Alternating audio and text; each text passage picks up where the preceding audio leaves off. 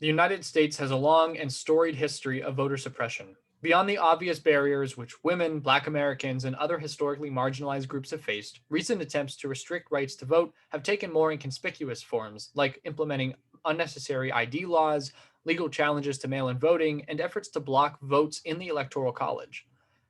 Elections serve as the backbone of accountability in this country at all levels of government.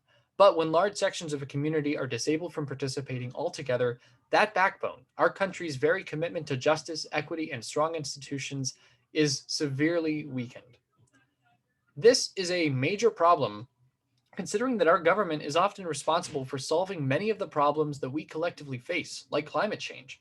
As the seventh principle of environmental justice tells us, environmental justice demands the right to participate as equal partners at every level of decision making. But when individuals are left out, true justice and collective solution making is too. Penn State students also face one of these forms of voter suppression in the state college municipal elections. As most elections for the borough council take place after students move out and leave for the summer, they're unable to exercise their right to vote in the primaries. Thus, many have little to no say in who represents these students at the place they spend a majority of their time throughout any given year, anyhow. Although census data shows that individuals ages 20 to 29 make up 47%, almost half of the state college area, only 24% of Center County's eligible voters voted in the 2019 primaries. That's just about 24,000 of over 100,000 voters, including students, who turned out to vote.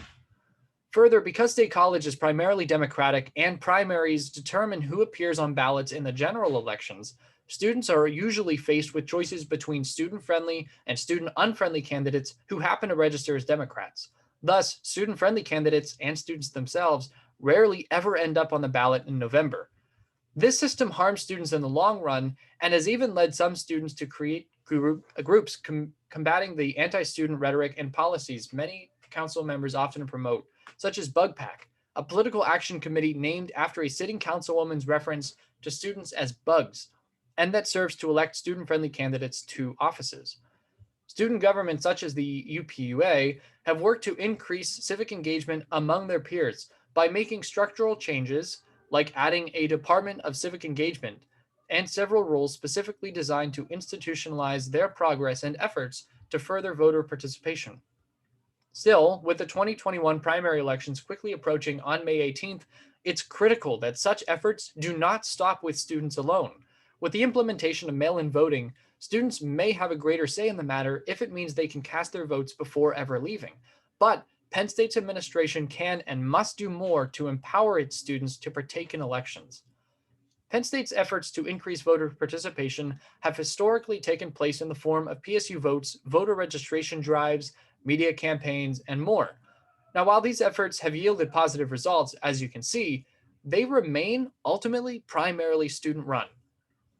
Even though the university, as a land grant institution, must make a good faith effort to promote civic engagement, the Office of Student Affairs Center for Character, Conscience, and Public Purpose has relied heavily, almost entirely, on students to coordinate these civic efforts and engagements.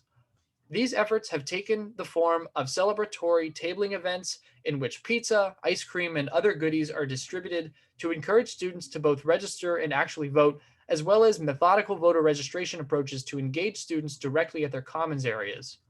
Participatory solutions are important in creating well rounded solutions to large problems, but in choosing to pass the responsibility of active voter registration and engagement onto students entirely, the university misses out on innovative, effective, and creative ways to solve the problem of low student voter participation.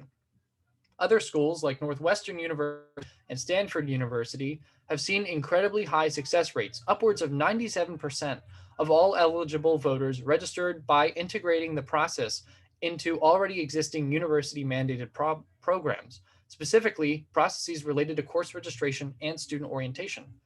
Given Penn State's extensive network and campuses across the Commonwealth of PA, and with its world campus, the world, institutionalizing programs similar to those here could ultimately encourage civic engagement, not just for the 40,000 students at University Park, but the nearly 100,000 students across all of Penn State's campuses. First, I recommend following Stanford's footsteps by adding a course hold to all students that are both eligible and unregistered voters, similar to what's displayed on the screen now.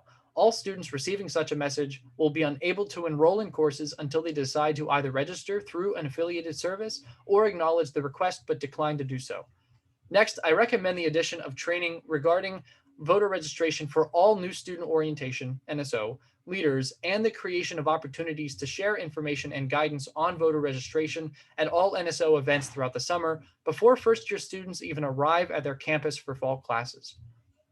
Finally, I recommend the distribution of voter registration materials and resources to all first year students at their very first room key pickup after arriving on campus. The distribution of these resources could be completed by Penn State's housing staff with some help from, but not full responsibility of, volunteers in the student government and other organizations. With these programs in place, PSU Vote's efforts of the future will see increased success rates given that the majority of the work, registering students to vote, will have already been completed by the university. The work of student governments and other organizations can then focus entirely on getting students to the polls or to the mail-in drop-off boxes. Ultimately, these solutions can be initiated only by administrators, but they all work to take the responsibility of registering voters solely off the shoulders of students themselves. Students have proven that they're willing to uphold their end of the land grant civic engagement commitment, but now it's on Penn State to uphold theirs.